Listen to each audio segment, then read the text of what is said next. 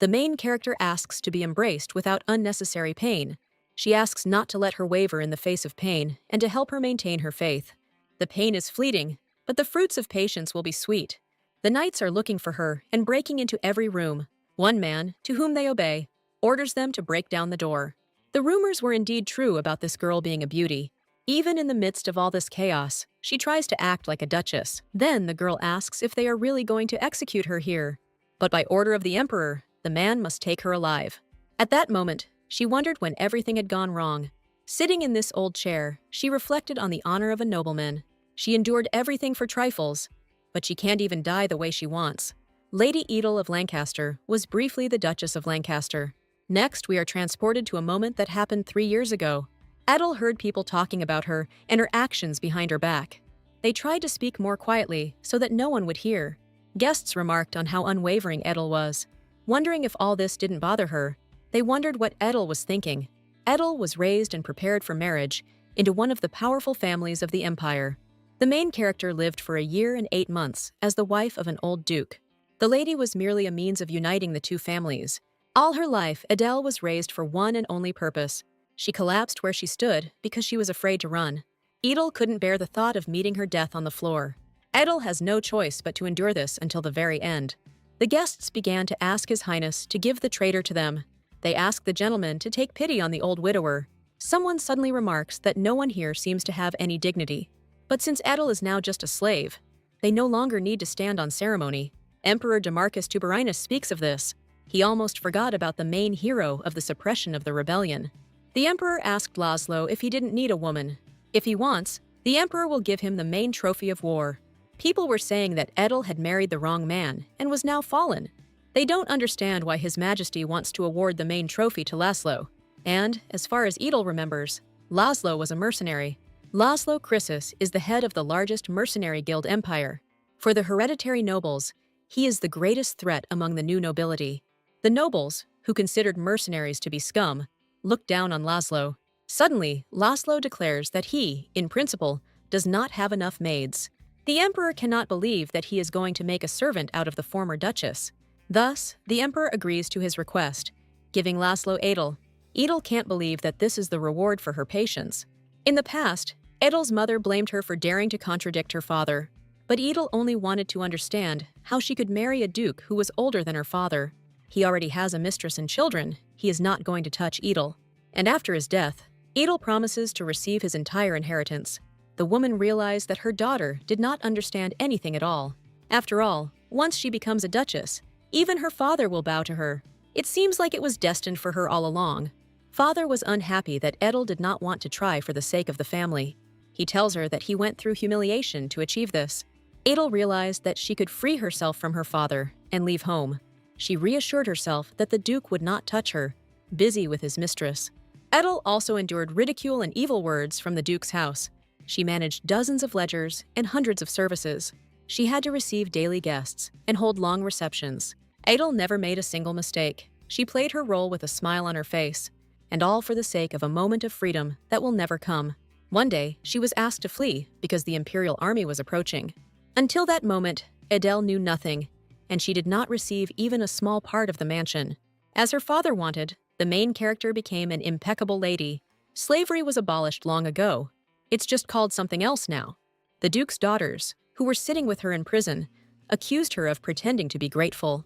They shouted at her, cried, saying that Edel had always been like this. They wanted to know why her father gave her the position of duchess. Edel is not surprised by such rude words, thinking that they are simply tired. But the girl does not want to waste her energy on senseless swearing. She needs to save her strength at least for death. House Canyon escaped destruction by relinquishing its rights to Edel, and Count Krisis said that he would take her as his servant. The young captive can hardly expect to be treated humanely. Although she was a prisoner of the state, she was placed in a prison with good conditions. Her whole body is screaming in pain. Her head hurts terribly. The next morning, she wakes up at her usual time, despite being tired. Today, Edel is handed over to Count Krisis, and she must find a way to die. Therefore, she understands that this morning is the last in her life. The light coming through the prison window seemed to be saying goodbye to her. The criminal's last meal was sumptuous. Edel can only hope that nothing happens to the poor things. A guard approached her cell and ordered her to leave. Adel decided that even while dying, she needed to maintain her dignity. If the servant's gaze is not sharp, she will be able to jump out of the carriage, and if she's lucky, her death will be instantaneous. Adel hopes that she will get an inexperienced servant, but she didn't expect at all that Count Chrysis would be here in person. If he suddenly talks to her, he definitely won't like her. Adel doesn't understand how he can treat someone like her well. Suddenly, Laszlo throws his cloak over her legs, asking her to stop shaking. Adel didn't even notice how her hands started shaking. She thought she could jump out of the carriage if she threw her cloak at him. Adel tries to believe in herself, and she can already hear another carriage approaching. But as soon as she starts counting, Laszlo tells her that it's better not to. Adel realized that he knew everything, and that was why he put her in his carriage. So the main character realized that this man would not leave her alone. Adel saw what the hell she would have to live in looked like. As she was getting off the carriage, she felt a sudden pain in her ankle. But, having already resigned herself to the fact that she was falling, Adele did not feel any pain. When she raised her head, she saw that Laszlo had managed to catch her. She immediately apologized, hoping he didn't think anything of it. When the man let her go, he took his cloak and asked her to follow him. At the estate, Laszlo asks the housekeeper if everything is all right. The woman immediately ran up and said that Masha was looking after the affairs of the estate. Adel doesn't quite understand why the butler didn't come out here. Laszlo reminds her that they are short of maids and asks her to give orders to Adel. First, Adel needs to wash and change her clothes. The girl noticed that he did not order her to be taken to his room. Another maid, Mina, tells Lady Boyan that it turns out that Adel used to be a duchess. They couldn't believe that the duchess would now be serving. She orders Mina to take Adele to the spare bedroom.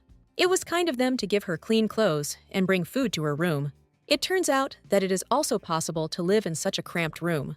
Everything around her seems to tell Adel that she is no longer a servant.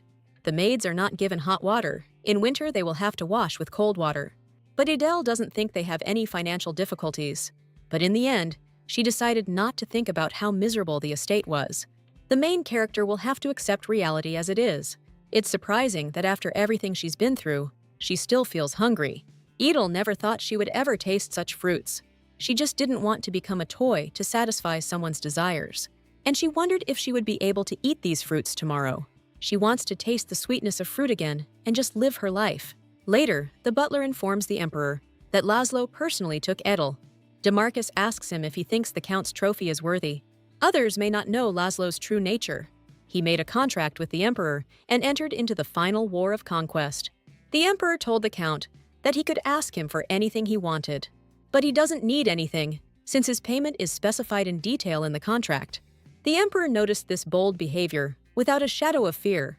But to tame the count, you need the right bait. The title of count alone will not be enough here. Previously, no one could believe that this mercenary became a count. At that reception, Laszlo was the main hero of the victory, but was not accepted by anyone. And in the midst of all this, his gaze was directed at Adel. The dice have been cast, and now all that remains is to watch. In fact, Laszlo didn't think he would get involved with this duchess. He will receive the title in order to marry off his sister. He became a nobleman, but his contempt for the commoner and the mercenary did not go away. It had already become clear to him how he would be treated on the marriage market. The father sold his daughter to an old man for a connection with one of the 4 big houses. Adel smiled even when she was sold as a wife to an old man. And for some reason, at that moment, Laszlo couldn't take his eyes off her. Although they were still not destined to even exchange a word. Adel was born and raised an aristocrat, and now she serves in his house. He knows that the emperor is thus warning all who are plotting treason. If Laszlo had not accepted her, Adel would either have been sold or would have committed suicide. She was left alone on the duke's estate when everyone fled, and the count broke off relations with the family. He does not understand the pride of aristocrats to simply decide to die. He doesn't know what they are so desperately trying to save at the cost of their own lives. Maybe if we keep Adele here, we can find some useful use for her. When Adel was washing clothes, Boyun scolded her for doing it wrong. Adel apologized and said she would do it better. Besides this, Bohyun asked Celia to teach Adel how to wash clothes. For some reason, Bohyun mentions that Adel is a traitor to House Lancaster. Laughing, the woman asked who knew what else she could do. Celia asked if they were sure they wouldn't have any problems later. Others discuss whether she really thinks the Duke's ghost will come for his wife. Now Adel understood what Bohyun had meant yesterday. She didn't expect that she would one day manage the Duchess. It seems she is trying to assert her power by dragging Edel into the dirt. She's been acting this way from the very beginning, hoping to make Edel cry. After all, Edel was probably the one who rejoiced most of all at the fall of the ducal house. When Boyun left, the maids breathed a sigh of relief. Celia is the maid in charge of the laundry. Edel needs to finish this before her laundry gets picked on again. The only problem is how much more Edel's body can take. The servants tell Edel's father that his daughter has become a mercenary's trophy. He yells and asks not to mention this useless girl. Edel's father is named Dustin Canyon, and he believes that Edel has dishonored them. He had previously asked the emperor to believe him that the Duke of Lancaster had threatened them. The emperor assumed he didn't care about Edel. The man became even more angry, answering that no. Since his daughter is already married, she has no connection to their family. On his knees, he not only begged, but also gave away half of his fortune. DeMarcus became emperor after his worthless father. He even brought in commoners to strengthen imperial power. Edel has become a useless girl, a plaything of a dirty mercenary. Dustin doesn't understand how Laszlo dared to use him and humiliate him like that. He orders his servants to keep their heads down for now. He is confident that he will definitely rise again, and no one will dare to look down on his house. When Edel went to hang up her clothes, Celia wanted to help her. Since they were also on the same path, they agreed to help her. So the three maids began to hang up the clothes. 10 days have passed since Edel arrived at this mansion. She worked hard as a laundress and can proudly say so. Thanks to this, the main character was able to get used to washing. But there is always one problem left in the form of the maid Boyun. Celia defended Edel, saying she was doing well for a newbie. She asks Boyun to mind her own business and not interfere here. The laundry is Celia's responsibility. She told Boyun to let her show her what to do since she was so smart.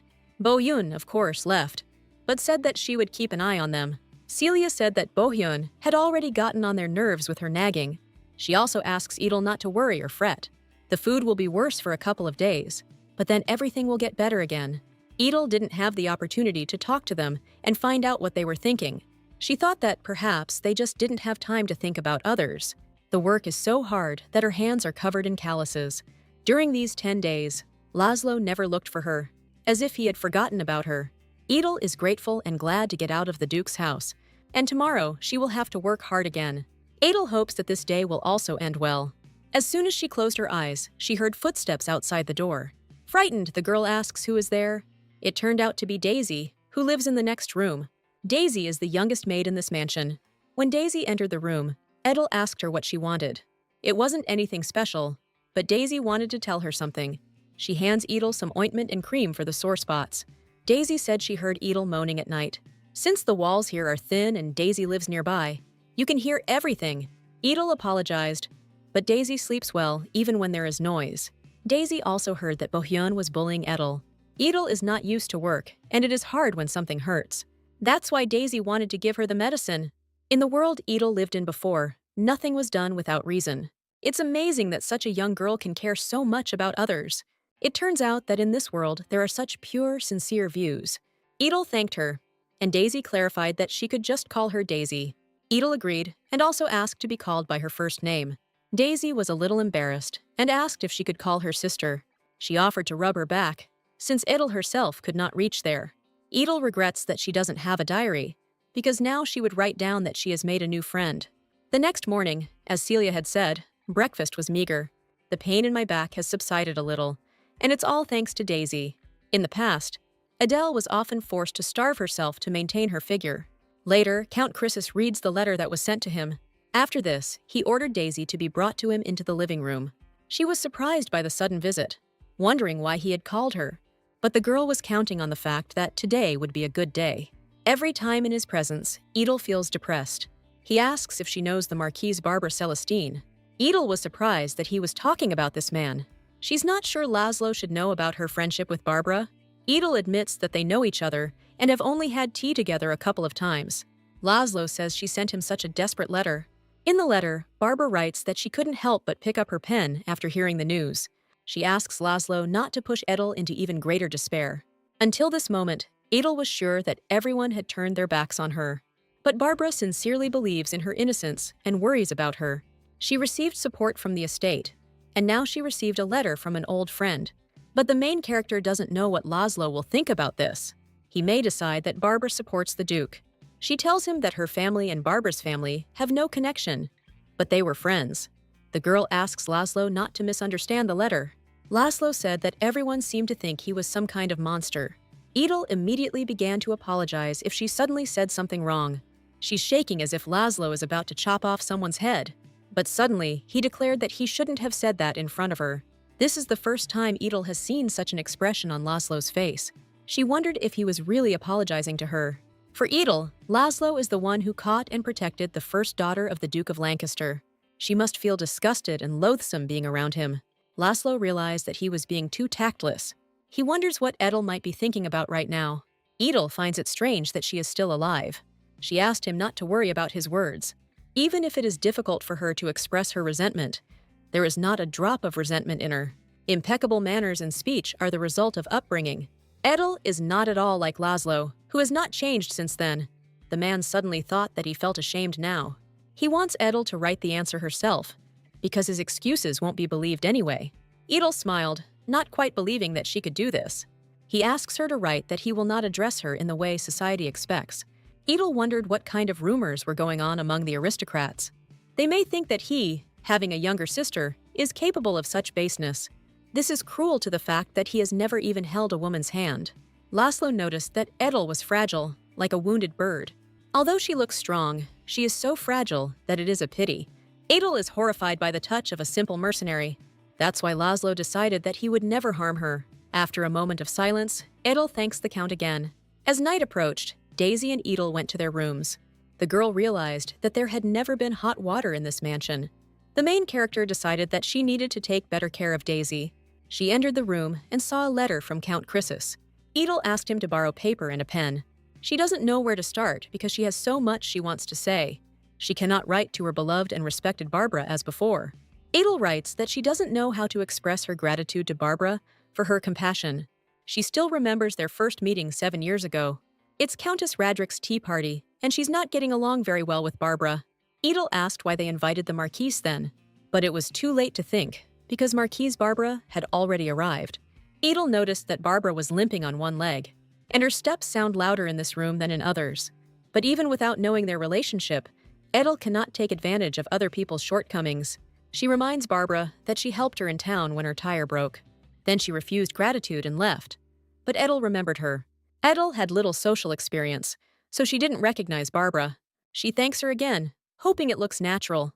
Barbara found her pushy, and Edel apologized for it. In her youth, she was proud of the fact that she helped an elderly lady in trouble. Edel realized how easy it was to offend someone in society.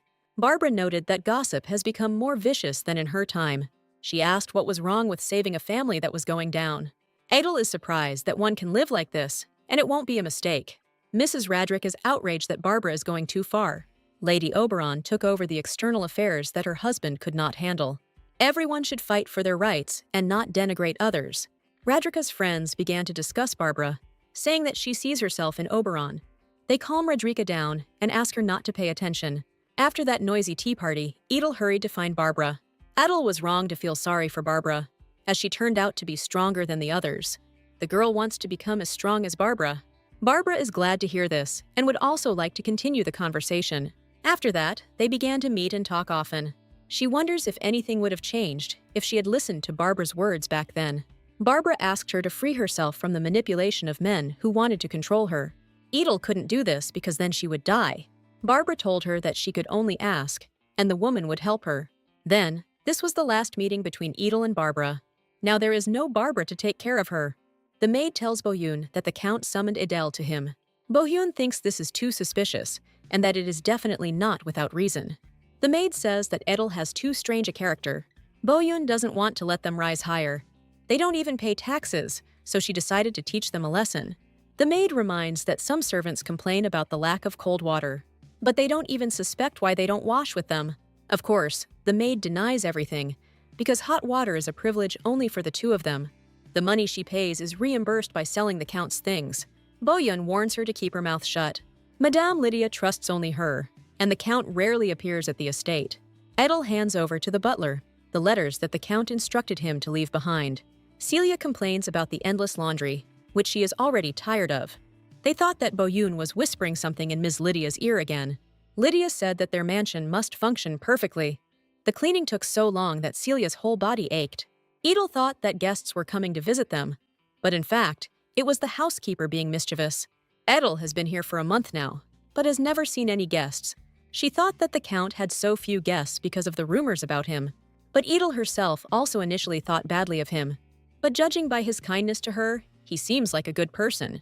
Even without guests, the maids have a lot of work because of the mistress. Celia clarifies that she is talking about Count Laszlo's sister. When Lydia is in a bad mood, it's hard for everyone. They also say that Laszlo earned good money since childhood. Even though they were commoners, they never went hungry. Celia thinks Lydia should be grateful. Laszlo and his sister became nobles, and Edel went from being a noblewoman to being a servant. She first learned how to wash clothes in this mansion. For Laszlo and Lydia, this is their first experience in high society. Laszlo is not interested in the affairs of the estate, and his only daughter is obsessed with the work of the maids. There is not even a butler in the estate. All power is in the hands of the housekeeper. Many maids quit because of Boyon. Laszlo looks scary, but he is actually a kind person. However, there were still a lot of problems. As long as Emperor DeMarcus is in power, Laszlo must live up to his position. The Count needs to quickly find a good assistant or get married. Marriage is one of the good ways to survive in a noble society. Whoever becomes his wife, Edel wants that person to feel sorry for her. The next day, Edel met with Lydia Chrysis. These brother and sister always appear suddenly. Edel said that the House of Lancaster no longer exists, so she is simply Edel. She doesn't even know how old Lydia is, and she doesn't feel any pressure. She asks Edel how she could marry an old man. But unfortunately, Edel could not choose who to marry. Even a little girl understands this, but her father could not. Lydia then asks how Edel could share his bed. He had a mistress, so they slept separately. She managed the Duke's money for the rebellion. And now Lydia asked what Edel's role was in this house. There was a time for Edel when she desperately wanted to prove her worth. If she does her job well, she will get better. Only now did she realize how stupid this life was. Lydia doesn't understand why she smiles, thinking that she despises her. She started shouting that Edel couldn't pretend to be a count's wench. Edel doesn't understand what she said that made her angry. Lydia furiously asks how Edel dares to look down on her. The girl ordered the maid to kneel down immediately. Edel sat down and apologized, saying that she stood because there was no order to sit. Lydia decided that Edel had no pride, since she obeyed even her. Noble pride is terribly priceless. Edel replied that she was her mistress and that her knees were not so expensive.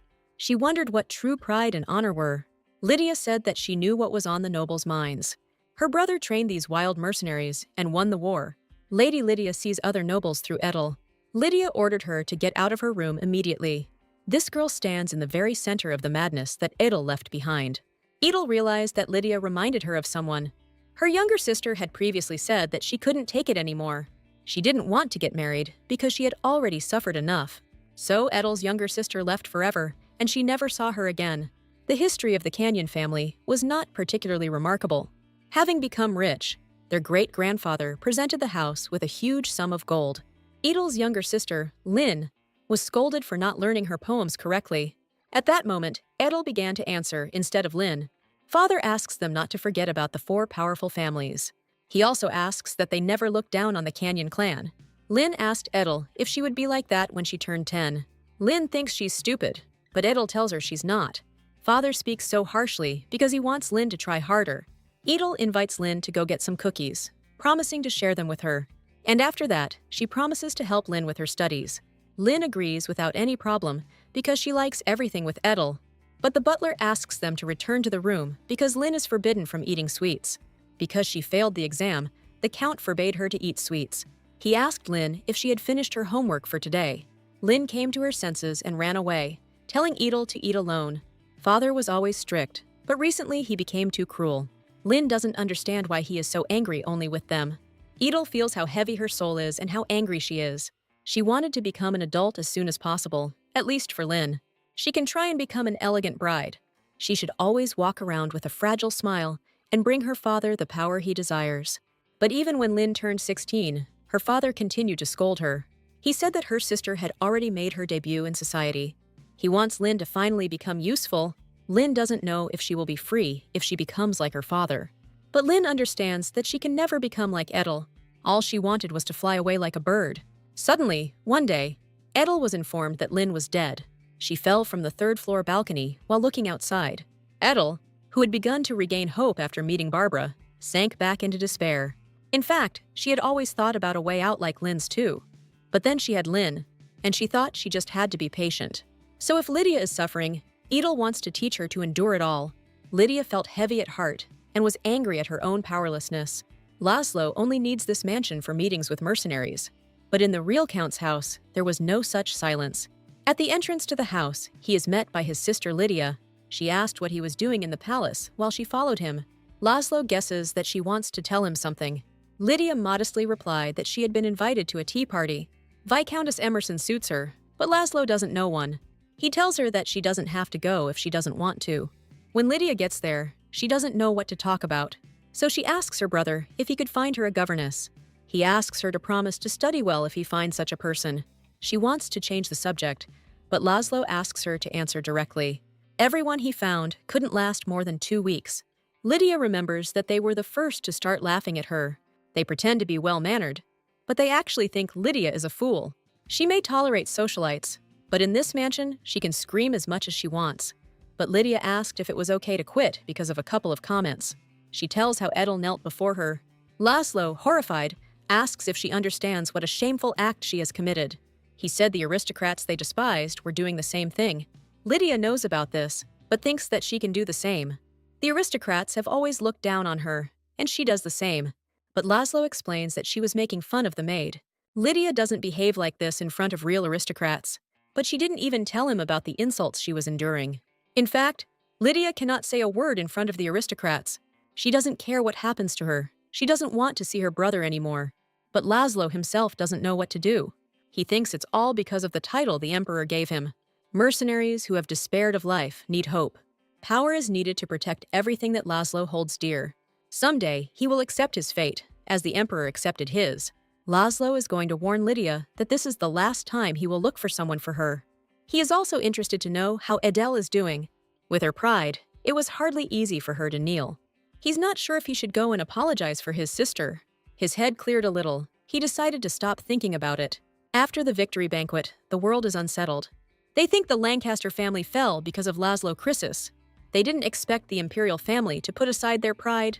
Demarchus Tuberin also went through the war, and what dignity can we talk about? As long as Demarchus is in power, the Marquises believe they will only become weaker. Until it's time to act directly, it's better to use small fry. If the 3 great houses interfere directly, there will be suspicion. Marquis Toplin asked, "What about this upstart?" Marquis Barrington knows that Keon's daughter was given to Chrysis. Marquis Wilblair said this guy wasn't bad. He doesn't know if even the smallest fry can handle the job. Soon Edel wakes up from a bad dream. Sometimes she wonders why it wasn't enough for her father to just be rich. They would be better off sacrificing shelters and hospitals for the common people. But, however, now even these thoughts were useless. During breakfast, Edel noticed her maid scolding another. She doesn't understand what's going on, because they had different areas of work. But perhaps there is some matter that Edel doesn't know about. For some reason, the mansion seems emptier to the heroine than it was. When they arrived, there was no one inside yet, not even the housekeeper. Celia invites Edel to look around the mansion, as she has been here for 2 months. She tells her that Edel will go collect the laundry, and they will take care of the rest. It's okay, because the housekeeper definitely won't be coming today. Celia noted that Edel had a hard time with the lady yesterday. In the end, the girl agrees and leaves as instructed. In fact, it would still be hard for Edel to handle it alone. Celia believes that Edel must also know this mansion well. The other maids can leave, but Edel, like a trophy, cannot leave the mansion. This is the first time Edel has left the laundry room so early. She decided not to stay too long and to return quickly. Edel feels recognized when she is given a new assignment. At some point, she notices familiar maids, friends of the housekeeper. She doesn't understand why they are not in their areas. There are also no maids to work here. Edel had long since realized that a group had formed around Bohyon, and she wondered if Laszlo Chrysis knew about this. It seems all she can do is watch the mansion's problems. Edel suddenly heard Laszlo's voice outside the door. She was about to leave to remain unnoticed, but it was too late. She was asked why she was sneaking around here like a mouse. The man asked who she was and what she was doing there. Edel said that if she was disturbing, she could come at another time. Laszlo tells her that she doesn't have to collect the laundry from his room, and that she can go. The Count's assistant is surprised, because it seems he sees her for the first time. But then he remembered that it was the Duchess of Lancaster. He asked if Edel even knew how to wash. Laszlo asks how he can say such things when he has seen her hands. These were the hands of a man who works hard. Edel never received any letters from Count Canyon. The assistant was even surprised when the Count called Edel by name. Laszlo ordered to return to the conversation, asking to keep a close eye on the rat. The assistant decided to trust his captain's instincts, but he thought that his intuition was also correct. Even if Edel gets a chance to speak out, the Count's confidants will not believe her. In the meantime, the heroine decided to do everything in her power. Soon, a certain Edmund Milton is asked if he has finished his training. He was told that he shouldn't push himself so hard, because he already had a lot to do. But he does not specifically look up to the guard, and it is unknown what forces will rise again. He just believes that you always need to be prepared. If it weren't for Count Chrysis, Edmund would have been captain of the guard. But Edmund says that every person has his place. The military forces protecting the imperial court are divided into two parts. Society values the guards that serve His Majesty, but Edmund is just doing his job. He is sure that Laszlo's appointment was also calculated. This is all too much, and he doesn't like this reaction in the order. While Laszlo was changing in his room, someone knocked on his door. These people turned out to be from a knightly order, wanting to talk to him. They introduced themselves to him, but Laszlo still didn't recognize these faces. Laszlo asked them to stop flattering him and get straight to the point. They remind us that the knightly order and the guard cooperate. As a result, they ask for the honor of training under his guidance. This request came as a real surprise to Laszlo. He is the youngest captain in the guard. One guard told them that Laszlo was open to knights. In fact, Laszlo never stopped anyone from coming. It's just that many elite warriors didn't want to learn from a former mercenary. But these guys have completely different stances, bad posture. Now he realized what the emperor's words about his fate meant. Now he asks them why they want to train in his house. They replied that it would be strange to be trained by the captain of the guard under the commander of the knights. Laszlo knows not to create unnecessary tension with their command. In the end, he agrees and asks to come next Saturday. In the end, showing your basics won't be a problem. Although Laszlo doesn't know how much they can improve their skills, but a sincere desire to become stronger comes at a very high price. Bo-hyun announces that they will have guests coming to visit them next week. She ordered the maids to clean their areas thoroughly. They were outraged when she also ordered that all the curtains, of which there were more than 100 in the mansion, be washed. But Bo-hyun doesn't care, even if they don't sleep all night. She orders the maids to start from the first floor. Not only is there laundry, Adele isn't sure their people will be able to properly welcome guests. The girl doesn't understand what suddenly came over the Count. Later, the Count went to Grania Street, in the area of mansions. He is welcomed at the residence of the Marquise of Celestine. The Count meets with the Marquis and thanks him for the invitation.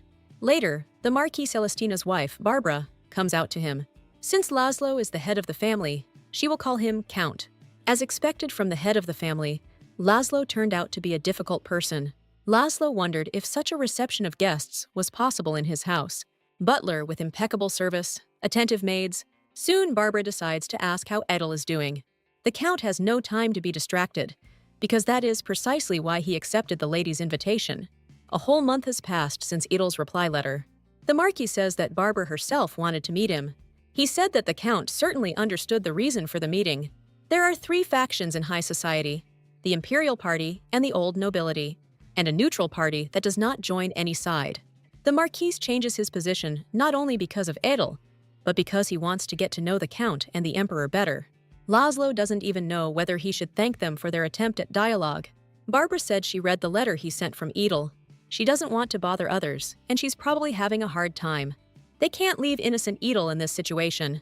Until the gossip dies down, Edel will remain a servant. Laszlo asks Barbara what she is willing to do for Zdel. The woman replied that she would do whatever was required. Laszlo thinks that he and Barbara will get along well. Barbara asks Laszlo to find himself a woman of the right age. No one will dare to interfere, and Adele will live a happy life. Lydia is informed that her brother will be delayed, as the Emperor has summoned him. She was afraid that he would not be home when his guests arrived. It is surprising that this is the first reception in this house, and Laszlo is absent. Lydia is confused. She doesn't know what to do, and is afraid of becoming a laughingstock again. Bo-hyun tells her that everything is fine, but it is not getting better. Lydia wants someone here she can trust. She orders Mia to bring Edel here immediately. She is sure that Edel knows about tea receptions better than anyone else. Bohyun whispers that Lydia should ask Edel to do it herself. She just wants the maid to suffer constantly. Lydia tells Edel that she will be serving next to her today. She already said that the knights would arrive soon and that her brother would be delayed. Lydia isn't sure she should greet guests at the entrance. Edel replied that the butler usually did that. But since he is not here, let the head maid take care of it. She explained that it would be appropriate to come down after their arrival. Lydia asks her to serve the guests' treats at the right time. Edel obeys her, deciding to go check out the treats in the kitchen. The main character doesn't feel well, but she needs to hold on. As the time approaches, Lydia begins to worry even more. Edel announced that the guests had arrived, and Lydia asked if she needed to come down. But first, Edel wants to tidy up her face. Lydia doesn't quite understand what she's doing, but she sits quietly in place. She has already put on makeup this morning, and everything looks normal in the mirror. But when Edel finished, Lydia looked at her reflection in surprise. She asks for more powder, but Edel says no. Such powder is inappropriate for a young unmarried lady. Young ladies are content to show their true complexion. If she puts on fake makeup, everyone will think she's trying to seduce men. Now Lydia understood why they were looking at her so strangely. But Bohyun told her that it was fashionable in high society. Edel asked her to just not do it again. Now I need to greet the guests and perform my household duties. Since Lydia has never done this, she is afraid. But Edel reassures her that everyone will still follow Lydia. Lydia is surprised that Edel treats her well, even after she was rude to her. Edel asks her to look down on her, because Lydia is the head of this house, and it will be easier that way. The emperor does not understand why there are so many who ask for leniency after the rebellion. He is dissatisfied and asks Count Talon to sort this out. No emperor received as much support as his father. The emperor that people are looking for was an incompetent ruler. Demarchus swore to himself that he would not become like his father. Rebels should not be pardoned just because they are nobles. Many people welcome stricter laws, and more such people are needed. Count Laszlo visited the mansion of Marquis Celestine without reporting to the emperor. The relationship between Barbara and Edel is more than just friendship. Few people know that their relationship is like that of a mother and daughter. Perhaps the count wanted to find out the mood of the moderate faction. The emperor thought that during this time, Laszlo had fallen in love with Edel. Finally, Lydia met her brother's guests. She warned that he would be a little late. Lydia is surprised that the words are flowing out of her mouth. She told them that she had prepared some snacks for them and hoped they would like them, but she didn't expect these snacks to be so modest. Lydia noticed that these guys were only looking at Edel. One of them asked if they could show me where to wash my hands. Lydia wanted to call the maid, but they made excuses that they could go with Edel. They followed Edel, inviting them to come too. Lydia doesn't think it's normal to go to the toilet right after starting. She just hopes they're not deliberately making fun of her. The guests followed Edel, telling her that she was truly beautiful. Edel immediately understood why they asked to be escorted. The main character pointed out which way the men's restroom was. But that wasn't enough for them. They wanted her to take them there. They don't think that a simple maid would dare to disobey an order. Edel may not be a duchess anymore, but that doesn't mean she can be treated like one. The knights, having visited the mansion of the authorities, harassed the maid. They were acting like complete scoundrels, and Edel asked if they knew the rules. She wants to know what kind of family they are from, so she can understand who raised them like that. It is disrespectful to pester a maid in a count's house. They started pointing fingers at her, saying that she was no longer a duchess. But Edel won't stay silent, and she's not the one who will be fired from this place. She asked them to stop unless they wanted to be dismissed from the Imperial Guard. Grabbing Edel's hand, one of the knights asks how she dares to speak to him like that. He says he gave her a chance, but words won't help. He asked Joseph not just to follow her, but to silence her. At that moment, Edel was truly afraid for herself and her life. But fortunately, at that very moment, Count Carissus returns. Edel rose from her knees and greeted the count. The knights began to justify themselves by saying that she was the first to seduce them. The count asks Edel if this is true, but she cannot answer. In the end, Laszlo says that he will have to cut off the guests' heads. In fact, he heard their conversation, their dirty intentions. They again make excuses that they lost their heads over such a beautiful woman. Laszlo decides to ask Edel what she wants him to do. She thinks that military law should be followed. In addition to dismissal, a flogging and compensation are due. There was a case when a captain of the Imperial Order cut off the hand of his subordinate knight. Laszlo asks why she, a laundress, is here. Edel didn't have time to answer because she lost consciousness. Rumors about what happened in the mansion instantly spread among the servants. Laszlo yells at Bohyun, asking how she works in the mansion. He asks her if he told her about her status as Edel. He reminds that it is a gift from the emperor himself. Laszlo asks what she was doing if she didn't know what was going on. And he reminds her that it is her duty to keep an eye on Lydia. If this woman does not recover, Bohyun will be taken away by the Emperor of the Knightly Order. Bohyun doesn't understand what's so special about Adel. She doesn't like that the whole mansion is in an uproar because of her. Edmund arrived soon after, and was sorry that he and Laszlo were meeting under such circumstances. Edmund says the punishment will be quite severe. They decided to exclude the knights from the order. After such a vile act, they are not worthy of being called knights. Edmund, on behalf of the order, would like to apologize to Edel. He warned that he had no dirty intentions. But the knights remember how he said that Laszlo would agree to the duel. Then Edmund will be able to see Edel in the mansion, and no one would have come if not for his words. The knights realized that Edmund was simply using them for his own benefit. Edmund smiles, pretending he never even said that. He told the knights that they could ask the count for personal lessons. They wanted to learn from him, not to stare at the women in the mansion. Laszlo thought that these knights were being incited. He told Edmund that he would convey his apologies to the maid. He asked if anything else was needed, and when Laszlo said no, he left. Edmund is angry that Laszlo dares to behave so insolently in front of him. The position of the youngest captain should have gone to Edmund, but Laszlo took it. He believes that the emperor rewarded him too generously. He thought Edel wasn't worth paying attention to, but now he was interested. When Edel woke up, she didn't immediately understand where she was. Celia, who was sitting nearby, said that Edel had lost consciousness. She tells her how she almost died because the fever was too high. Daisy had been looking after her before, but she went away to rest. Edel is surprised that there is no hot water for the maids, but Laszlo sent a doctor. Celia apologizes because she had to refuse the housekeeper's instructions. And when Edel was called by Lydia, Celia couldn't stop her either. She thought it would be better to have guests than to bother with washing. But Adele was always grateful that Celia helped her everywhere. Edel is just like them, so Celia tried to help her fit in. She couldn't help but think that Edel could handle anything, since she was a duchess. But thanks to friends like them, Edel was able to hold on. Celia took her hands and thanked her for saying that. The girl asked him to count on her from now on, and Edel smiled in response. A little later, having learned of her awakening, Layla and Daisy arrived. This meal with friends seemed to her more delicious than ever. If happiness had a taste, this is what it would be. Then, 3 days had already passed since this incident. The housekeeper's pay was cut by 2 weeks for her disturbances. Listening to all this, Edel assumed that the count was probably furious. Then she went into the office of Laszlo, who had called her. The man asks her if she has heard about those scoundrels. According to the count, Bohyun and Lydia are to blame for failing to fulfill their duties. But Edel replied that Lydia was still too young to receive guests like an aristocrat. Anyone would feel confused and scared when faced with the unknown without preparation. Count Laszlo asks if she is really protecting Lydia. Edel asks him to be lenient towards Lady Lydia. The count agreed that his sister and housekeeper had suffered because of his incompetence. Laszlo heard that Edel was having problems in the laundry, so he offered her a job in the kitchen. Edel realized that she could no longer work with Celia and Layla. She even wonders what other punishment awaits her.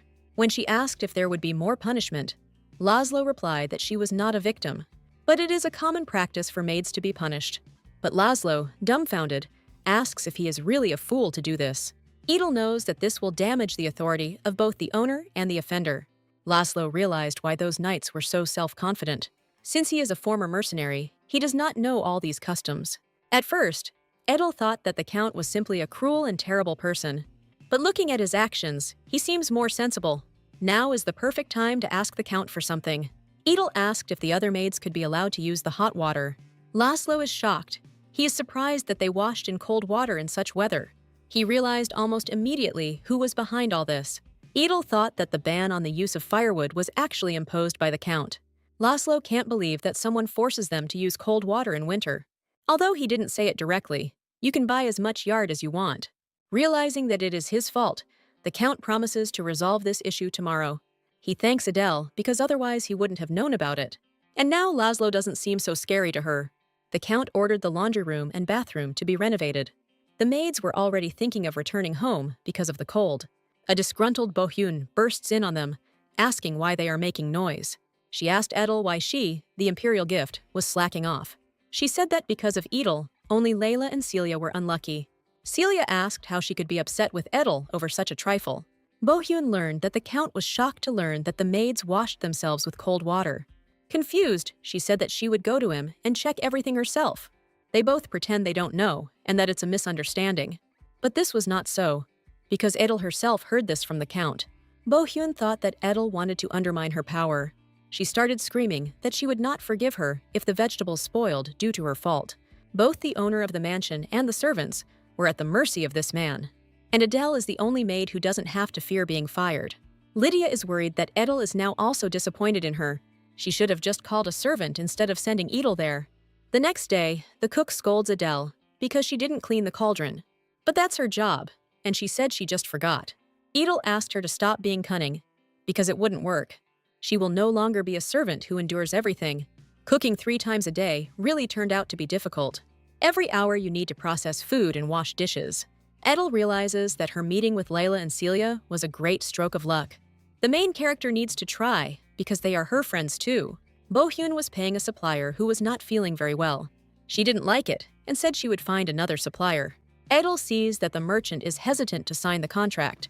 She suddenly thought that they might be stealing the estate's money. She hears the steps of the housekeeper, who has already managed to go up to the 2nd floor. She probably just left the receipt in the Count's office and left. It's good that there's no one here, although it's still dangerous. The girl finds a receipt from the store and reads it. It says here that all the vegetables are of the highest quality, when in fact they arrived in poor condition. They take advantage of the fact that the estate does not understand the varieties. They were embezzling money for food, and all that remains is to find a book with these scams. Such people are obsessed with money and will not miss a penny. Edel is even sure that they probably steal not only food products. At that moment, Lydia accidentally noticed her in the corridor. She asked in surprise what Edel was doing here. Edel begins to quickly think about what to answer. Now she decides to say only the most necessary things. She ended up saying she was worried about Lydia. She heard that the Count had punished her and was worried whether everything was okay. The situation was hopeless then, and Lydia was also scared. Lydia asked if Edel had asked her brother to shorten her arrest. Edel said he agreed to do it. Lilia was outraged that Laszlo was always scolding her, but she still thanked Edel, blushing slightly. And then she asked if Edel knew Viscountess Emerson. Lydia hopes she liked her when she was at her reception. Camilla and Angela were talking about decorations for the event. Then Camilla said that she invited Lydia Chrysis. Angela knows her as the sister of that former mercenary. Lydia really hopes that she can become friends with her. Right now, Lydia really needs one true friend. Edel asks to wait until the next meeting, since during the first meetings, everyone is looking at each other. Lydia was glad that she asked her about it. She wonders what Edel is thinking, since she is also seeing her for the 3rd time. True friendship takes time and sincere effort, and Lydia will understand this when she meets her soulmate. There is no housekeeper today, so you can relax a little, but you have to be careful with such talk. Edel worries about Lydia, wondering what she looks like now. The main character is worried, but hopes that everything will work out. When Bohyun appears, she asks someone to come here. The maids run up to her in panic, asking what happened. Lydia angrily asks who left the broken vase here. It's already March, and the winter decorations are still not put away. In other houses, flowers are already blooming, while such an atmosphere reigns here. She ordered the maids to clean up, as they couldn't work without her. But they think she's taking it out on them by comparing them to other houses. The maid asked the others who could clean the mistress's room. No one volunteered, so Edel decided to do it herself. Lydia told her that she was also asked to come tomorrow. They ignore her, mock her, and at the same time smile in her face. And Lydia cannot present anything, since she will remain guilty. But she hates herself for this, because she cannot answer them. Edel guesses that Lydia had it too hard. She doesn't understand why it's necessary to arrange a reception for 3 days. But no matter how hard it is for her, she will still have to go. Lydia asks why she has to go through this. Lydia endures all the humiliations, cries, and feels offended. If she refuses, her brother will be condemned. But Lydia is condemned even when she comes. She's just lost and doesn't know what to do. First, Lydia needs to restore her reputation. To begin with, Edel suggests that she take a warm bath. Angela and Camilla discuss Lydia in a bad way. They want to make her understand that she has no place in high society. But they are sure that the Count will not leave it like that. For them, Lydia is just entertainment at receptions. When Lydia arrived at the appointment, she took a deep breath, trying not to worry. To begin with, she had already sat down safely and nothing happened. She was helped by the most kind person she knows. Edel asked her to focus only on herself during the appointment, and she will have to become a little more indifferent to other people's views. Soon the music started playing, and the guests began to dance. Lydia calms herself down, promising herself that she will cope. She drinks tea slowly, not even knowing that it could be so tasty. Although she feels people staring at her, she can cope with it. While she was drowning in her thoughts, someone approached her. Suddenly, she is told that this dress suits her very well. They also complimented her on her necklace. Lydia didn't even expect that someone would praise her today. Camilla asks the guests if they enjoyed the reception. They replied that they should not take their seats for long. Lydia decided not to stay late, otherwise her brother would scold her. Camilla asked if she really didn't like the reception, but Lydia replied that she had been having fun since yesterday. The women were surprised at how Lydia put Camilla in her place. They asked her to give her the same clear rebuff as now. Lydia said this without thinking, but it seems she hit the nail on the head. Edel had previously asked who chose her dress and necklace. These pieces are elegant and simple. They suit her. If Lydia wears this, she will look decent. Boyun told her that she was too young to choose. But the housekeeper is wrong, because Lydia has good taste. When Lydia changed her clothes, she looked at herself in the mirror. Later, Edel was summoned by Lydia and Laszlo. He wants Edel to become Lydia's maid from tomorrow. Laszlo thought that this role suited her best. The man also apologized for calling her so late. But if Lydia causes trouble again, he won't let it go unpunished. Lydia will grow up in this mansion, loved and free. Edel hopes that her sister will allow her to look after Lydia. Surely Laszlo and Lydia have supported each other since childhood. Adel and Lynn also had an older brother, but they never communicated. They were like strangers, absolutely different in everything. Edel didn't understand why everything turned out this way. They called her selfish because they could have just been happy. She is asked not to be stubborn and to agree to marry the Duke of Lancaster. Edel's room will be next to Lydia's room. The salary will increase. Laszlo doesn't want to force her to see the room, so he'll show it tomorrow. Edel promised to do her best if they allowed it. Now she's just Edel, not Lancaster or Canyon. The maids noticed that Edel had a very good influence on Lydia. Edel said that Lydia chose everything she needed herself, and she only helped. Laszlo notes that Edel looks better than before. Now it will be easier for her to communicate with Madame Celestina. It wouldn't hurt the Count to have a table and a sofa in his office. Since Edel helped his sister, he wants to thank her personally. But Edel didn't do it for the reward, and the promotion was enough for her. Since it is not easy for her to cope alone, he asks her to accept at least this. When Lydia returned, she said that Edel had dressed her up. She was pleased and happy that everything suited her. Laszlo was genuinely surprised to hear that Lydia had returned without being disgraced. He thought that Lydia was so sincere and joyful since childhood, but he left her without help, simply believing in it. Perhaps they have become irreparably distant from each other. As a token of his gratitude, he wants Edel to accept the check. But the girl can't accept this. She doesn't need it. Laszlo offers to buy her clothes and jewelry, but she cannot leave the mansion. He asked if she had received her salary last month. When Edel said yes, Laszlo replied that there was no need to lock her in the mansion. He thought she was tough, but she had a soft side. Only now did he understand how much they needed such a person. Edel felt like something like an angel to him. Edel said she would prefer something else instead of money. She said she wanted Laszlo to believe that her words were true. But the man already believes her, so he asks her to say whatever she wants. But this is her request.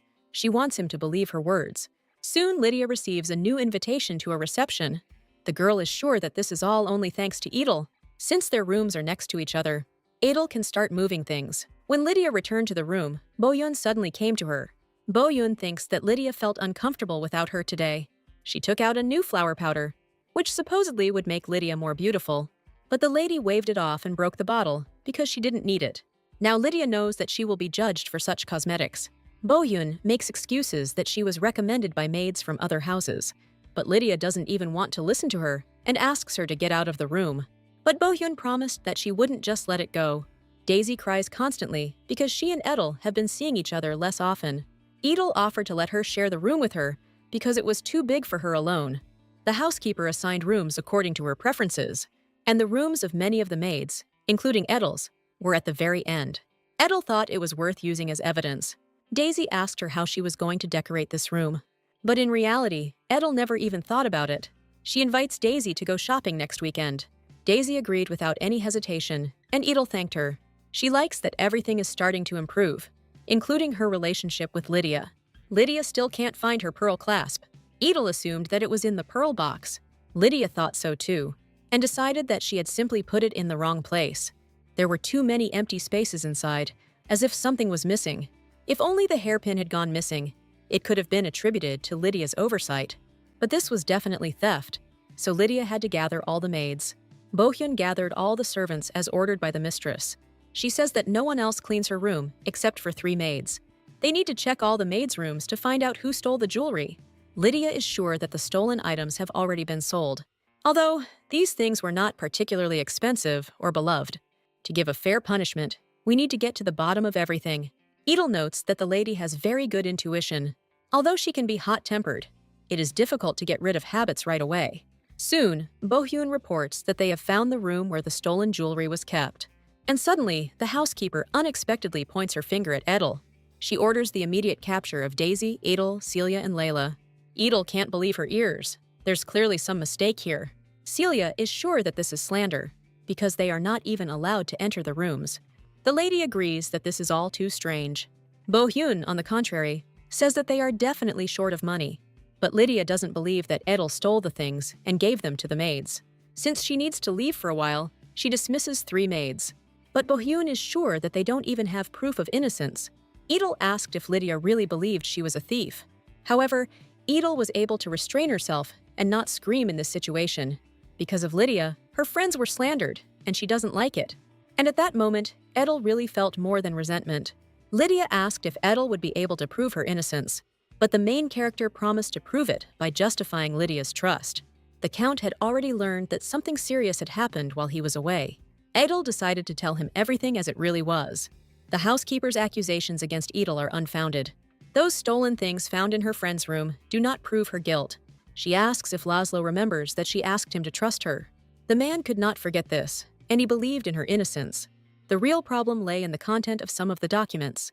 Bohyun stole the servants' money, committed fraud, and pocketed the difference in the cost of the products. Edel requests an official investigation on behalf of the Count.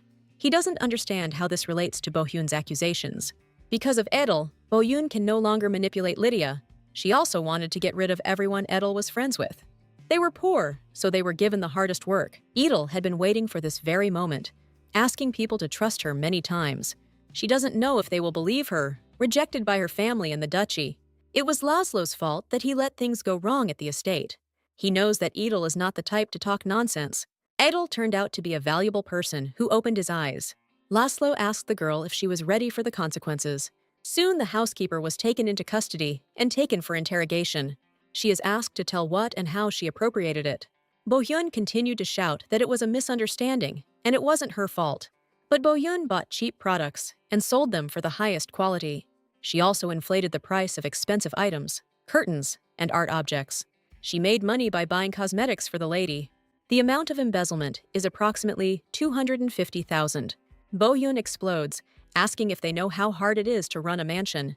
She wants them to turn a blind eye to this, because she worked hard for these 3 years. But the Count offers her a choice. Either she is sent to the police, or she will sign a promissory note. The amount increased because compensation for her life was added. So they gave her a choice. The remaining maids were cleared of charges and are safe again.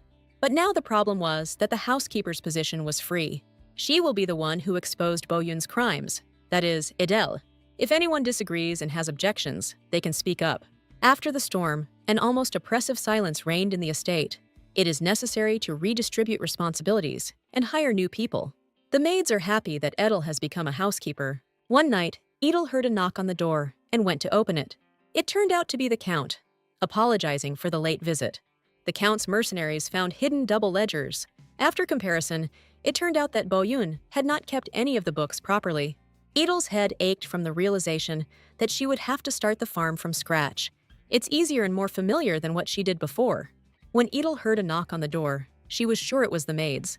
But, to her surprise, it turned out to be Count Laszlo. He said she could leave the door open so she wouldn't think anything like that. Edel wanted to treat him, but the Count refused because it was not necessary. He reiterates that thanks to Edel, Lydia has become more cheerful. Everything is so natural, as if it should be this way. Edel believes that this is due to the lady's energetic nature. Lydia had always been like this, but Laszlo never understood it. Everything that he couldn't give her for years, Edel changed in a matter of months. No matter how many times he thanks her, it won't be enough. He wants to continue asking Edel for help, but not as the Count, but personally. Lydia is nothing like Laszlo, and she did not choose to be born his sister. The Count said that Edel might hate and despise him, but Edel doesn't hate him and doesn't understand why he's so worried about it. She thinks it would be better if the Count got something else instead of her. But Laszlo believes that the Emperor gave him the most valuable person. Edel was slightly embarrassed and thanked him for such words. No one thought that the traitor's wife would dare to survive. The Count promises her that if she continues to live, good days will come. Edel tries to hold back her tears and her emotions. She needs to hide her true feelings, but she still cried, saying that she also wanted to live a normal life. Laszlo allows her to cry, holding out a handkerchief. He guesses that it was the hardest thing for her in everyday life. The handkerchief he held out gave off a warm comfort. Ordinary family and friends seemed the most incomprehensible to Edel. After a long time, she slept a dreamless night. Edel distributed the duties of the maids according to their wishes. Lydia admits that she was nervous while being manipulated by Bohyun, and she apologizes to everyone for causing them so much trouble. Her goal is to manage the estate in a way that will not cause shame. She also apologized to the maids for not being able to clear them of the charges earlier. The others thank her for the delicious fruits from the new store. Lydia is glad that everything has returned to normal and hopes that it will continue this way. Thus, the House of Chrysis starts all over again. Daisy's promised day off finally arrived. So much has happened, and now I can finally rest. Daisy asked Edel if she wanted to go somewhere. It was important for Edel to spend time with Daisy right now, and at that moment, she suddenly hears someone calling her. It turned out to be Lady Lucille Arton, whom Edel also recognized. Daisy feels a strange atmosphere and becomes worried. Edel reassured her that she just needed to say hello and leave. But someone asks whether a criminal can be on the street. They discuss how Edel became a servant because of her crimes.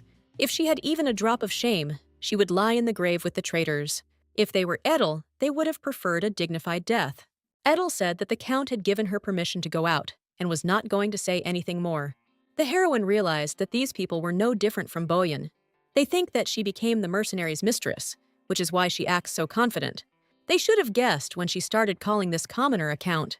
Edel shouldn't have to endure their insults, but she shouldn't fall for their provocation. Laszlo himself suddenly appears, who didn't even know that he had a mistress. Edel is genuinely surprised, because she didn't expect to see him here. 30 minutes earlier, Lydia and Laszlo had lunch in a street food area.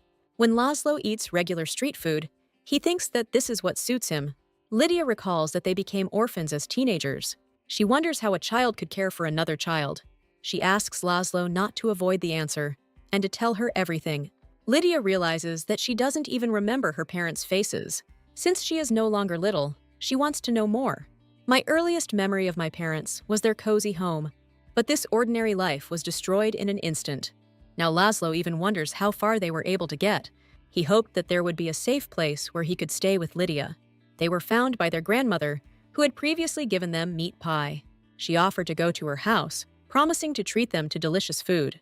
Laszlo, who has been living on the run, is confident that she can be trusted. While the grandmother was leading them, she asked their names. He named Lydia Laszlo, but he didn't even know his own name, so he made it up. Later, Laszlo began to go out to earn money while Lydia was being looked after. They cared for them, other people's children, with love. Lydia remembers that her grandparents were always warm. Even though that house was cramped, it was good. Lydia may not remember her parents' faces, but she will never forget the taste of her grandmother's meat. Lydia is starting to like their current home and is curious to see how much better it will get. So, while they were walking, they came across Edel. They were furious that such bad things were said about her. The Count intervenes, asking why they are spreading rumors about things they don't know. For a commoner, he behaves quite politely, but this is on purpose. Laszlo asks them to apologize for slandering him and his maid. Laszlo asked if Edel remembered their names, and she began to list them. Eventually, these people reluctantly apologized. Since the Count does not want to complicate the situation, he accepts the apology. Edel also accepts their apologies along with him. After that, they immediately ran away, and someone already thought that there would be a fight. Daisy suddenly saw her father, asking him what he was doing there. Edel came here to paint a portrait with Daisy, but suddenly she saw familiar faces. And suddenly, Lydia declares that she also wants to paint a portrait. She said that in order to remember his face, she should at least draw it, because suddenly he would die in the war. Lydia no longer wants to forget the people dear to her. It's natural for a family to worry like this, but Lydia braces herself for his death every time he leaves. Laszlo begins to realize his shortcomings again. He thought that perhaps he and Edel had something in common. Edel feels awkward in front of Daisy, hoping to have a better rest next time. So they came to a place where they paint portraits in 30 minutes. Lydia didn't know about such a place, but Laszlo heard that they do quick pastel drawing here. Commoners began to paint portraits in imitation of aristocrats. Lydia was not happy with Laszlo's appearance. He needed to dress properly and shave. At the same time, Edel tells Daisy that he will pay for her portrait. The ladies will be looked after by a student who is quite skilled. As soon as they sat down, Daisy began to worry. But Edel asks not to be nervous, asking to imagine how they are relaxing together. Edel only painted one portrait after her wedding, and she never made it into the Canyon family portrait. The portrait in the Lancaster house has already burned, and this portrait may be her only one. The worker says that with such beauty, they should become singers or actresses. But Edel was happy with her current life. Everything suited her. The worker believes that with such an appearance, tickets will sell quickly. Laszlo interrupts him, asking him to paint a portrait for them too, since he has finished. Marco, Daisy's father, also takes part in the portrait with Daisy, and Laszlo asked the owner to paint a separate portrait of Edel. Since Duchess Celestine is worried about Edel, he wants to send her a portrait. Edel thanked him for caring about her so much. She thought she was already happy with her life, but it turns out she can still hope for the best. Laszlo offered to return by carriage, but Edel and Daisy still needed to buy some things. He asks them to enjoy their free time and they say goodbye. After this, Edel invites Daisy to continue shopping.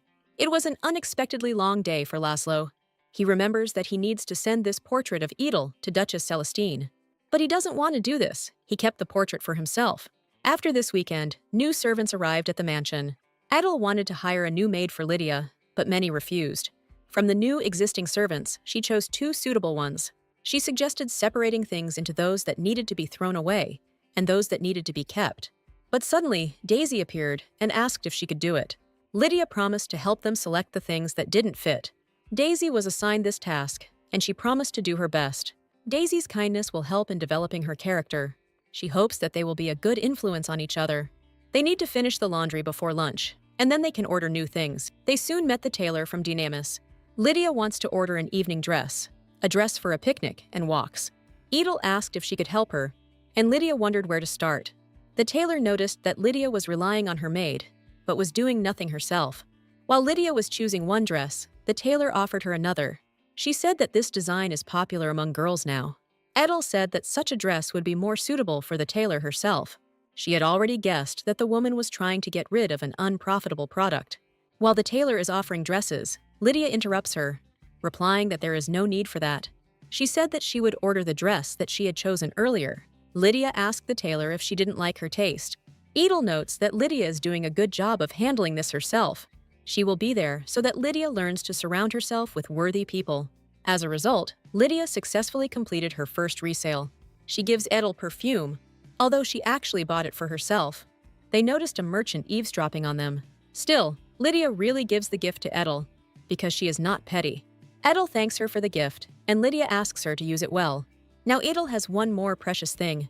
In recent days, she has been using the ointment that Daisy gave her. Last weekend, he and Daisy bought a diary. Edel wants to write down there all the memories that she has built in this place. Suddenly, Lydia runs into her room, apologizing for not knocking. She grabbed the girl by the hands and asked her to take care of her brother. At the Brunchen mansion, Lydia was praised for her appearance. Jeremiah Brunchen also received a compliment from her. At other parties, Lydia was looked at askance. But here everything is fine. She was asked how her brother Laszlo was doing. Since he is a commander, Lydia rarely sees him, and suddenly she is told that the count seems frightening. The girl asks not to misunderstand her, because he is supposed to look menacing. Jeremiah said the count seemed a little unapproachable. They discussed that Lydia could help him, because it's time for him to get married. Lydia remembered that most aristocrats were judged by reputation and appearance. But she herself will not be able to cope with her brother's stubbornness. If things remain like this, Laszlo will be left without any friends at all. The next day, Lydia and Edel come to the count. Lydia began to say that she couldn't distinguish him from a robber. Edel noted that Laszlo looked very tired. If Lydia gets married, no one will want to be related to someone like Laszlo. And this despite the fact that he also wants to marry her off. Aristocrats are very picky about people's appearance. But the Count is not obliged to take into account anyone's opinion except the Emperor's. Edel casually said that if he wanted to go out into society, he should get himself in order. But Laszlo asked what exactly he needed to change. Haircut and shaving are mandatory, as is skincare. After a million comments from Edel, the Count said he understood everything. In any case, it is up to Laszlo to decide whether to follow these rules or not. For the sake of a nobleman's dignity, he should at least think about it. Lydia offers him to make his debut in society if he does not intend to give up his title. They will transform him from head to toe and make him simply charming. But transforming the Count with your own hands will not be an easy task. A few days later, a barber came to the Chris's estate. Edel promises him that he will be careful and do everything right. Laszlo understands that he is not a child, but for some reason, he feels like he is being watched. Edel suggests leaving the bangs and cutting the hair short in the back. She also asks that his sideburns be carefully trimmed. Some time passed, and the Count turned into a different person. The man does not recognize himself at all in the mirror's reflection. Edel didn't expect that a haircut and shave would have such an effect. It was not for nothing that Edel recommended hiring a hairdresser. Now Laszlo will definitely attract more attention. Edel clarified that she will, of course, continue to help. Laszlo's assistant laughed at his new appearance. The Count turned red as a tomato, saying that it was all Lydia's idea. Then the assistant asked him since when the captain had been listening to the mistress.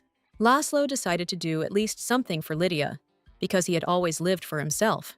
At that moment, Edel came in to see them, but was already about to leave when she saw the guest. The girl plans to purchase men's clothing and accessories. After that, she left, and Laszlo said that he would count on her. The assistant sees the captain smiling like that for the first time in his life. Without even asking, he knows it's Edel's work. Lydia suggests planting roses in their garden to make it beautiful. She wants to tidy up the garden, just like other families. Laszlo would like to spend more time at home, but he can't because of training. If only the guards were half as diligent as Edel. But no matter how much you train them, they always mark time. Laszlo doesn't know how he can close the gap between them. Lydia noticed that he was deep in thought and didn't even answer her. She warns them not to be so daydreaming when they arrive. A few days ago, Lydia received an invitation to Count Bliss's party. She tried to persuade her brother to go with her, but he didn't want to. Laszlo asked if it was necessary to go to this particular person's party. But Lydia was no longer afraid, and she wanted to show how Laszlo had changed. Edel also thinks that this is very good for his debut. All those who despise Lydia will gather at this celebration.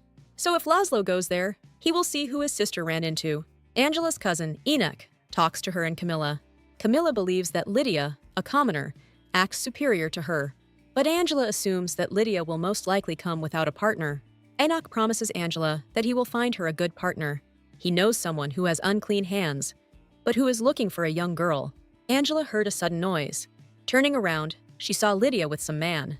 People looking around began to recognize the former mercenary. Camilla thinks that this is Lydia's way of finally eclipsing them. But since this is how it turned out, Angela suggests that we come up first and say hello. She is not sure if they can meet the Count, since his position is higher than theirs. When they came up and said hello, Angela asked Lydia if she remembered her. Of course, Lydia remembers Angela and Camilla very well. Camilla asks her to introduce her handsome companion. Thus, Lydia introduces her brother to them. Laszlo says that it just so happened that this is his first time at the festival. Angela wanted to introduce them both to her grandfather. Lydia noticed how different Angela was from who she was. But Laszlo interrupted Angela and said that there was no need for that. Camilla wanted to say how rude he was, but Angela stopped her in time. Angela had no idea that Laszlo would turn out to be such a man. Interesting times await secular society now. Soon, Laszlo met with the emperor in his office. The emperor also laughed at his new appearance.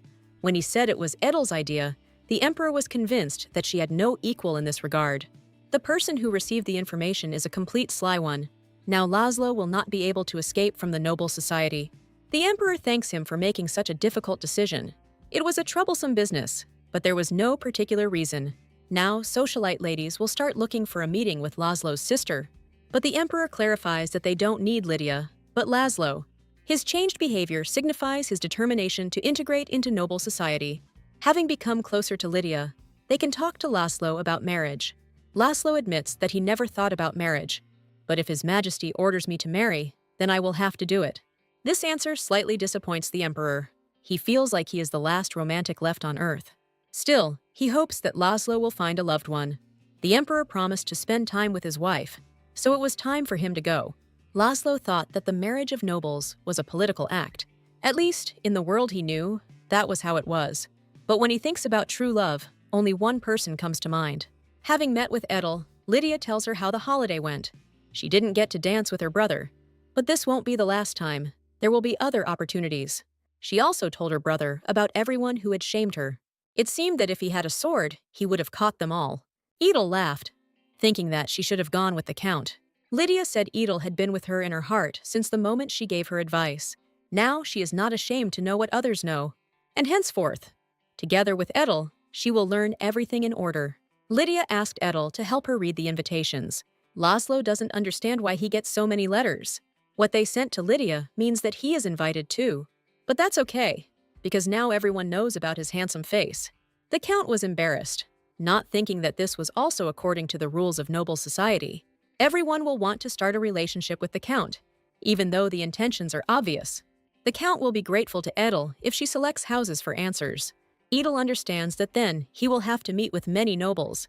The count's future bride may appear at any of these meetings. She suddenly remembered that Laszlo asked her to make the masks herself. She noted that his eyelashes were very long and thick.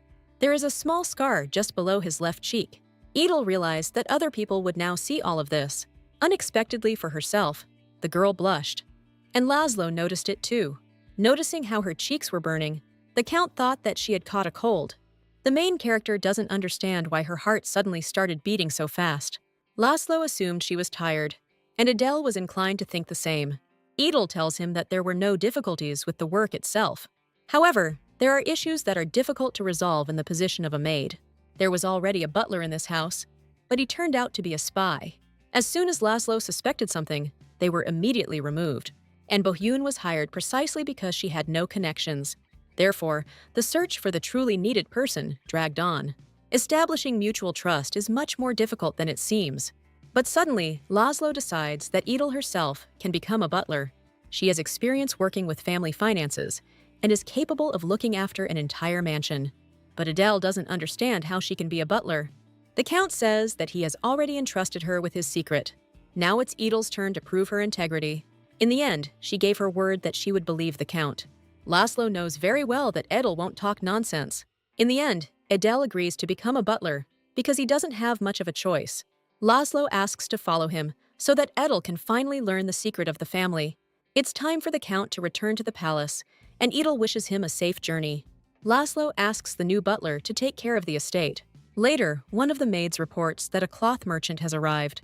Edel asks to be told to wait in the living room and serve simple drinks first. Another merchant presents his oil to the main character. Since Edel became a butler, her responsibilities have become much greater. She feels ever more acutely the weight of the trust placed in her by the count. The fabric merchant lets Edel decide for herself how long she wants her curtains to be. She eventually asked to be told again if anything better came up. When purchasing essential goods, compromises cannot be made so easily. Later, Edel meets with Lydia and Daisy. Lydia said that she was now going for a walk with Daisy. Lydia said that a new gardener would arrive soon. Celia, as Edel had taught her, prepared a report. Edel knows better than anyone how small differences can affect a house's reputation.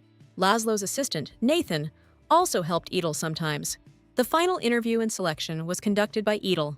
Nathan doesn't want to be praised, so he asks not to do it. Although, to be honest, he likes to hear praise. Nathan trusts Laszlo's choice in choosing Edel. Perhaps the heroine feels that she has a heavier responsibility on her shoulders, harder than the secret that Count Chrysis revealed to her. That evening, Laszlo showed the girl all the treasures of the head of the family. Edel asked in horror how he could open such things in front of her. But Laszlo thinks it's important since she's going to be the butler of the house. Laszlo reminds him that he is a man who can die at any time. Since he had no one to consult with, now it was just what he needed. The Count is a war hero and the Emperor's right hand. Considering the kind of person he is, it is not surprising that he talks about death. Edel thinks it's because of the threat of the three houses he speaks of. Until now, Laszlo had only thought about this vaguely, but recently he had reason to realize it deeply. It all happened because of the moment his sister said she was afraid for him. Along with these words, the Count entrusted Edel with a pile of documents. He thanked her for her efforts at the mansion, telling her that she could continue in the same spirit. The condition turned out to be much greater than Edel expected. The ring Edel wore was a bit heavy for her, but that wasn't surprising. It was a ring with a seal that gave the right to exercise the powers of the head of the family. Edel isn't sure if the man is careless or if the size is too big. After talking with Count Edel, Lydia quickly finds him. They are both busy lately and don't have time to talk. For now, Edel doesn't want to put the heavy burden on the mistress. So for now, the girl decides to keep this ring.